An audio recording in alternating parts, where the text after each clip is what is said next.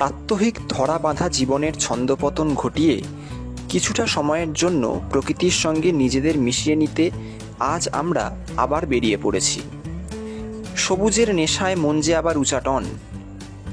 আমাদের গ্রাম বাংলার সবুজ সাজের এমন অনাবিল সৌন্দর্যের মাঝে লুকিয়ে থাকা প্রাচীন ঐশ্বর্যগুলোকে নতুন করে খুঁজে নেওয়ার যে আনন্দ, যে রোমাঞ্চ, তা ভাষায় প্রকাশ করা সম্ভব নয়।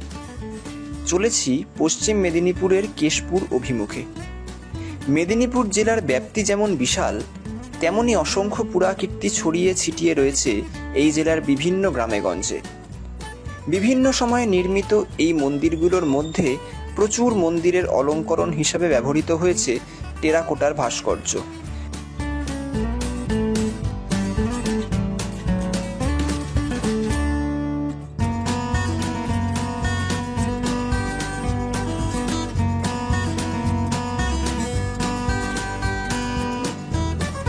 নদী বাঁধের রাস্তা ধরে চলতে চলতে আপাতত এসে পড়েছি কংসাবতী নদীর ধারে।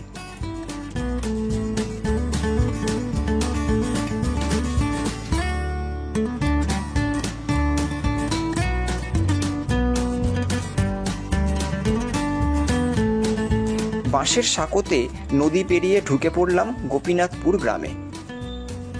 এই গ্রামেই রয়েছে টেরাকোটা অলঙ্করণ মণ্ডিত সুপ্রাচীন এক মন্দির স্থাপত্য, যা জগন্নাথ মন্দির নামে পরিচিত। নবনির্মিত সুদৃশ্য একটি তোরণদ্বার পার হয়ে মূল মন্দির চত্বরে প্রবেশ করতে হয়।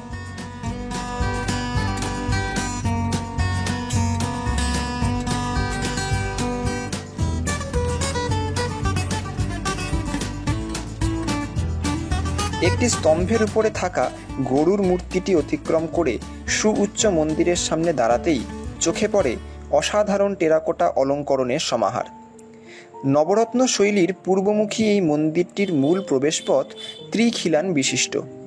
শিখর দেউল রীতির কৌণিক রত্নগুলো ত্রিরথ আর কেন্দ্রীয় চূড়াটি পঞ্চরথ বিভাজিত, তবে সবকটি রত্নেরই চালা অংশে পীর বিভাজন করা আছে।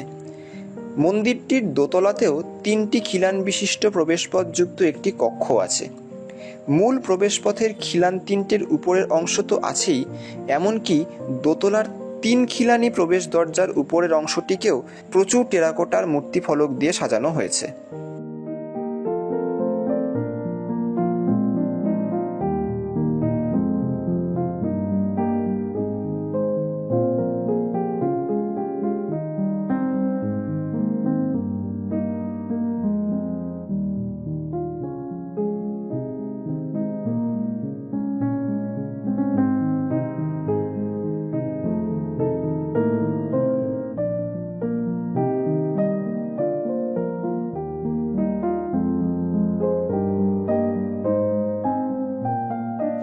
মন্দিরের একতলা ধনুকাকৃতি কার্নিশের সমান্তরাল এবং উল্লম্ব কুলুঙ্গির সারিতে যেসব চিত্রফলক রয়েছে সেগুলো হলো হনুমান, জাম্বুবান, মালা জপরত সন্ন্যাসী, সিদ্ধি ঘোঁটায় রত শৈব সাধু, ঘণ্টা বাজিয়ে ফুল দিয়ে শিবলিঙ্গ পূজারত শৈব উপাসক, সারেঙ্গি বাদক, মৃদঙ্গ বাদক, বিনা হাতে এক গায়ক, ধনুকে ছিলা পড়াচ্ছে এক ধনুর্ধর ইত্যাদি। তবে এই মূর্তিগুলো মোটামুটিভাবে বোধগম্য হলেও রাসায়নিক রঙের ব্যবহারে এগুলোর সূক্ষ্মতার হানি ঘটেছে অনেকটাই। আমরা এখন পশ্চিম মেদিনীপুর জেলার কেশপুর থানার অন্তর্গত গোপীনাথপুর গ্রামের জগন্নাথ মন্দিরের সামনে রয়েছি। এখানকার স্থানীয় বাসিন্দাদের কাছ থেকে এবং মন্দির কমিটির মানুষদের কাছ থেকে আমরা এই মন্দির সম্পর্কে কিছু তথ্য জানব। আপনার নাম? বলরাম ভৌমিক। আপনি? অজিত মাইতি। হ্যাঁ, অজিত মাইতি। আচ্ছা, আর? সুদর্শন মাইতি। আচ্ছা, ওনাদের কাছ থেকে মন্দিরের কথা জানবো। এই মন্দির কত বছরের পুরনো, মানে কবে এটা প্রতিষ্ঠা হয়েছিল? প্রতিষ্ঠার সালটা বলা যাবে না, ওটা 300 বছরের মতন। 1757-তে না 1717-তে ওই আরম্ভ হয়েছিল, 1800-তে কমপ্লিট হয়েছিল। ওটা নির্দিষ্ট করে বলার কোনো রেকর্ড নেই এখন, মানে এখানে কোনো প্রতিষ্ঠা লিপিও দেখতে পাচ্ছি না। না, ওটা শোনা কথা। আচ্ছা, কে প্রতিষ্ঠা করেছিল বলতে পারবেন? কে প্রতিষ্ঠা করেছিল? প্রতিষ্ঠা করেছিল এখানে যে ধরুন 1965 সালের আগে যে মহান্ত ছিল, কুঞ্জ বিহারী মহান্ত, উড়িষ্যা থেকে এখানে ছিলেন। তিনি একবার বলেছিলেন যে এটা নবাব আলীবর্দী খাঁয়ের আমল থেকে হয়েছিল। তিনি ওই যে কর্ণগড়ের যে মহারানী, ওরই জমিদারি সেরেস্তার আন্ডারে এই জমিগুলো ছিল। নাম কি বলতে পারবেন তার? নামটা শিরো মহাদেব বাবু শিরোমণি মহাদেব বাবু বলছিল। হ্যাঁ শিরোমণি, রানী শিরোমণি। হ্যাঁ, রানী শিরোমণি। আচ্ছা, ওনার সময় মন্দিরটা প্রতিষ্ঠা হয়েছিল, মানে এটা শোনা যায়। শোনা যায়। আচ্ছা, এ কোনো রেকর্ড আছে? এখনো রেকর্ড নেই, রেকর্ড নেই আপনাদের কাছে? কোনো কাগজপত্র নেই। আচ্ছা আচ্ছা।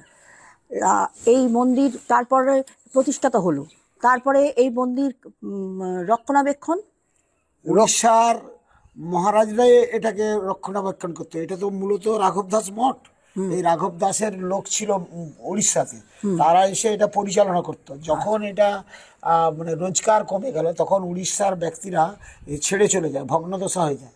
এখানে স্থানীয় মানুষ মানে পর্যালোচনা করে এই মন্দিরটিকে সংরক্ষণ করে রেখেছে, স্থানীয় মানুষদের উদ্যোগে। মানে এটা দেশের মন্দির, দেশের মন্দির একরকম ধরে নিতে পারেন, কিন্তু এটা উড়িষ্যার মন্দির। আমরা এখনো মনপ্রাণে জানি উড়িষ্যার মন্দির, কিন্তু তারা দেখছে না। আচ্ছা, মানে ওখানকার নিয়ম কানুন এখানেও তাহলে একই রকম ভাবে উড়িষ্যার যেমন নিয়ম, ঠিক এখানেও আমাদের সেই একই নিয়মে পরিচালিত হয়। আচ্ছা উৎকল মতে।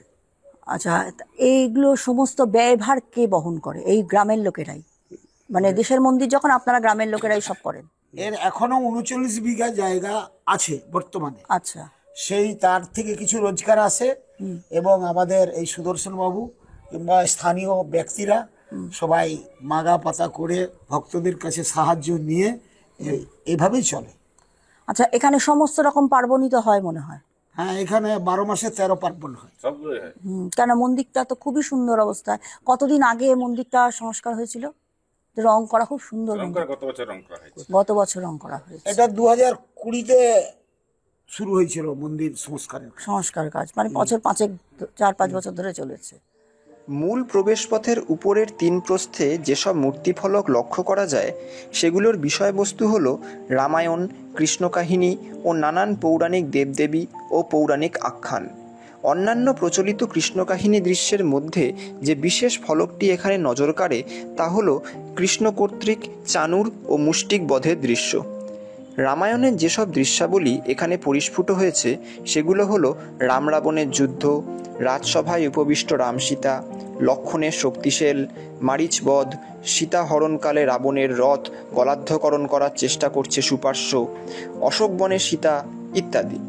পৌরাণিক চরিত্র ও কাহিনীর মধ্যে যেসব দৃশ্য নজরে পড়ে সেগুলো হলো ব্রহ্মা বিষ্ণু মহেশ্বর, মকর বাহিনী গঙ্গা, সুরাসুরের সমুদ্র মন্থন, নারদ মুনি ও হস্তিবাহন ইন্দ্রদেব। তবে রথে চড়ে সূর্যদেবের আবির্ভাবকালে ভক্তজনেদের করজোড়ে প্রণাম করার দৃশ্যটি ভারী চমৎকার, ব্যতিক্রমীও বটে। পূর্ব দিকের দোতলার দেওয়ালেও প্রচুর ফলক মূর্তি নজরে আসে।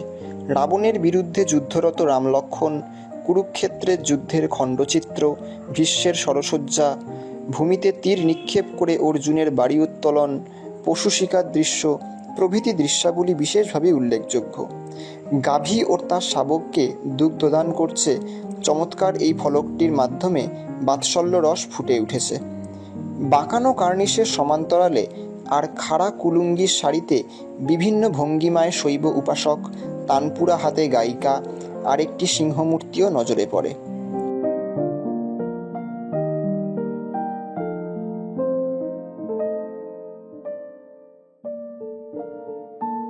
মূল প্রবেশপথের পরে এক ফালি অলিন্দ পেরিয়ে রয়েছে গর্ভগৃহ। গর্ভগৃহের প্রবেশ দরজার কাঠের পাল্লা দুটিতেও দারু ভাস্কর্যের অপূর্ব নিদর্শন লক্ষ্য করা যায়। কাঠ খোদাইয়ের মাধ্যমে নিপুণভাবে ফুটিয়ে তোলা হয়েছে বৃষবাহন মহাদেব, চতুর্ভুজ গণেশ, ষড়ভুজ চৈতন্য, মহিষমর্দিনী, রামভক্ত হনুমান প্রভৃতি পৌরাণিক চিত্রাবলী। আরও আছে হুঁকো সেবনরত শৈব উপাসক, কৃষ্ণের বস্ত্রহরণ, নৌকাখণ্ড, কুম্ভকর্ণের নিদ্রাভঙ্গ, শিশুকৃষ্ণের পরিচর্যা ইত্যাদি পৌরাণিক কাহিনীসমূহ।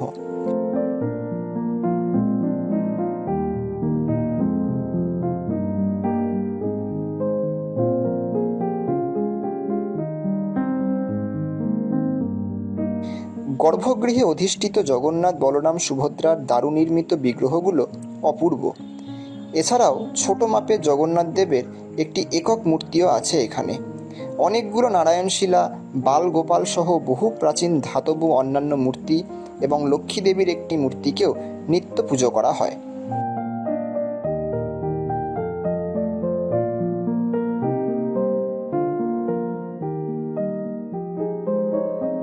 মন্দিরটির দক্ষিণ দিকের দেওয়াল এটি। দোতলার বাঁকানো কার্নিশের নিচে কুলুঙ্গির সারিতে রয়েছে ফুলকারি। 3টি খিলান করা আছে এই দেওয়ালে। খিলান 3টির উপরের অংশে সুন্দর উদ্ভিদধর্মী নকশার মাঝে জগন্নাথ, বলরাম, সুভদ্রার মূর্তিগুলো ভারী চমৎকার। তবে খিলান 3টিতে দাঁড়িয়ে থাকা 3টি উলঙ্গ সাধুমূর্তি বেশ অভিনব।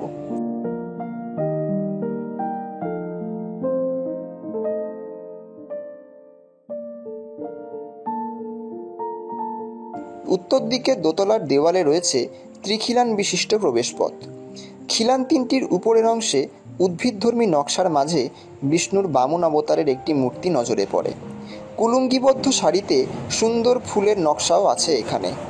মূল মন্দিরের গর্ভগৃহে প্রবেশ করার জন্য দ্বিতীয় একটি দরজাও রয়েছে এই দেওয়ালে।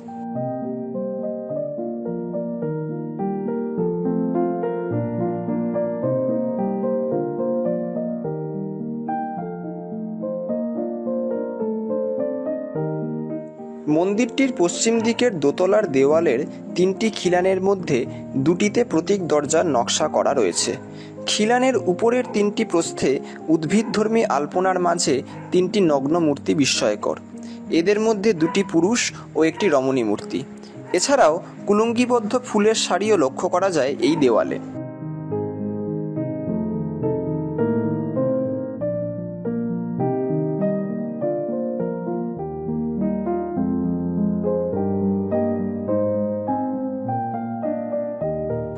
প্রতিষ্ঠা ফলকহীন এই মন্দিরের প্রতিষ্ঠার বিষয়েও তেমন কোনো তথ্য মেলে না।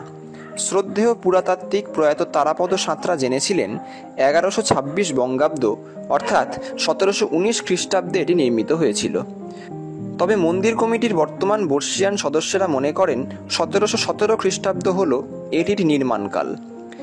মেদিনীপুর জেলার কর্ণগড়ের তৎকালীন মহারানী শিরোমণির দেওয়া নিষ্কর জমির উপরে এটি স্থাপিত হয়েছিল। 300 বছরেরও বেশি প্রাচীন এই দেবালয়টি বর্তমানে মন্দির পরিচালন কমিটির তত্ত্বাবধানে রয়েছে।